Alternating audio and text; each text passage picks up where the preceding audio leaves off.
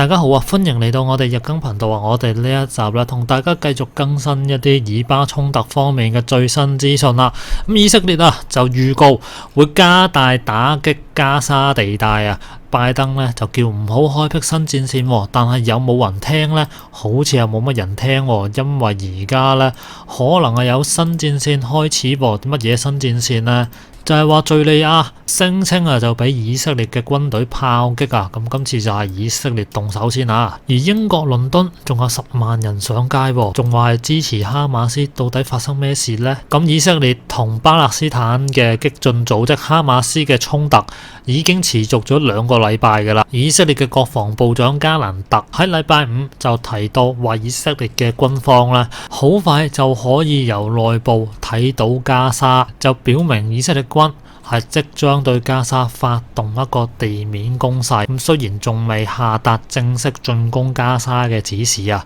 但係根據媒體所報道啊，首批嘅救援物資喺星期六終於進入加沙啦，但係幾個鐘之後啊，以色列嘅軍隊就宣布加強對加沙地帶嘅轟炸力度，就係要為戰爭進入下一階段創造必要條件啦。因為佢哋嘅第一階段呢，就係為咗轟炸呢個加沙地帶，然後炸到咁上下先至再派人入去啊，可能就係想掃清啲障礙物啦。就算佢掃清障礙物都好啦，咁始終加沙係有好多地道㗎，打地面戰以色列未必就佔到好大優勢。咁有媒體就問到以色列嘅軍方會唔會對加沙進行地面入侵啊？咁以色列軍方就喺尋晚啦，21號夜晚就話俾記者知，就話佢哋而家係嘗試做一啲事前準備工作啊。而之前根據以色列嘅官員同埋知情人士透露，美國嘅介入其實已經影響咗以色列嘅地面攻擊行動啦。拜登就希望可以減少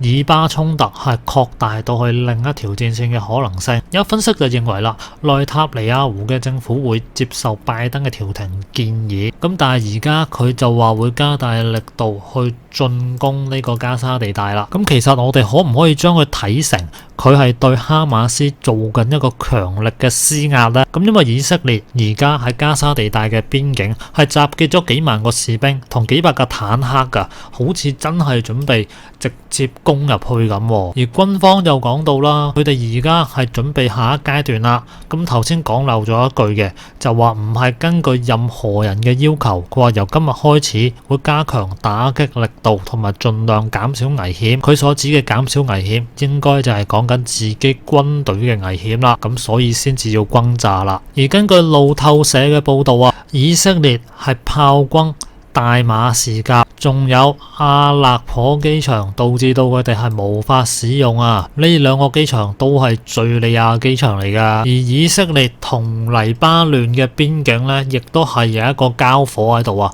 21號呢2個地方就喺邊境交火，至少6個真主黨嘅成員俾人殺害。而以色列當時呢係派出咗戰機去空襲黎巴嫩境內噶。而以色列方面嘅講法就係話佢哋係發現咗一個試圖向以色列16米發射反坦克導彈嘅恐怖組織窩點，喺佢哋成功發動襲擊之前呢，就對呢個窩點進行咗攻擊啦。呢個係以色列方面嘅講法啦。咁就睇埋倫敦啦，英國嘅倫敦呢，就話有10萬人上街，呢10萬名嘅示威者就係話緊要上街聲援巴勒斯坦啊，仲有10個人就因為燃放煙火破壞公共秩序同埋攻擊救援人員就被捕啦。而英國嘅其他地方亦都有唔同規模嘅示威，而示威者21號係遊行到去白廳嗰陣時，就有人喺度揮舞巴勒斯坦嘅旗，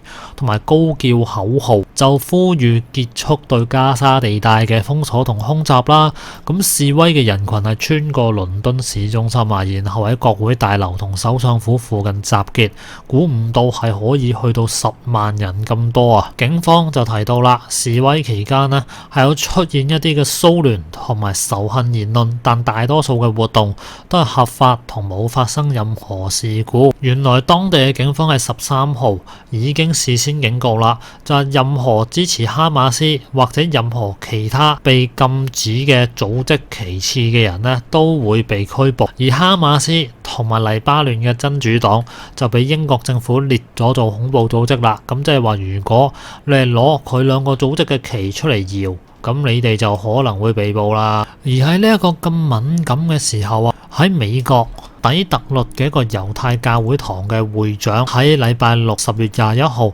喺屋企門口就俾人刺殺身亡啊！根據路透社嘅報道啦，死者沃爾今年40歲，係美國民主黨政治人士嘅顧問，亦都係伊薩克亞格里市中心嘅猶太教堂嘅董事會主席。而教堂呢，就已經係出咗鋪去證實咗沃爾嘅死訊啦。底特律方面嘅警方就喺當地時間星期六發現到沃爾嘅屍體，而且現場呢係有一條通去佢屋企嘅血跡啊！媒體方面報道就講到啦，話沃爾遇刺嘅事件就發生喺以色列同巴勒斯坦激進組織哈馬斯持續衝突嘅背景之下，而過去2個禮拜啊，呢一場嘅衝突越演越烈啊，已經係掀起猶太人同回教徒兩個群體之間嘅對峙啊！美國冇幾耐之前亦都係曾經發生同衝突相關嘅仇恨犯罪事件，而底特律嘅警方去到星期六夜晚仍然未確定到個犯罪動機，而底特律警察局嘅警長就話到，警方已經係展開大量調查啦，就希望大家咧保持耐心。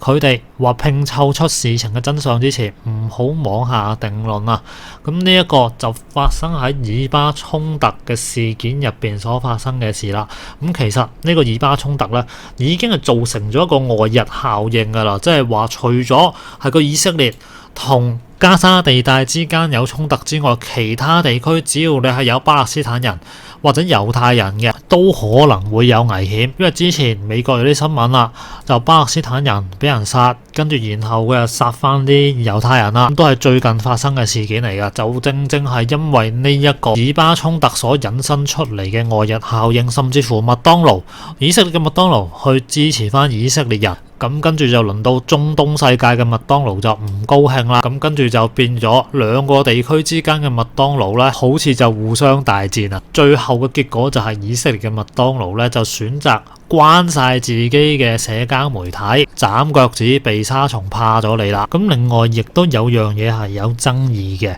就係講緊佢哋好多國家啦，都叫哈馬斯嗱聲放人質啦。哈馬斯就放咗個消息出嚟，話佢放2個以色列嘅人質，但係以色列拒絕接收。然後可能就想做一個輿論嘅風向出嚟，就話你以色列唔顧人質嘅安全啦，就一心淨係諗住打佢哋加沙地帶。咁但係呢個時候，內塔尼亞胡嘅辦公室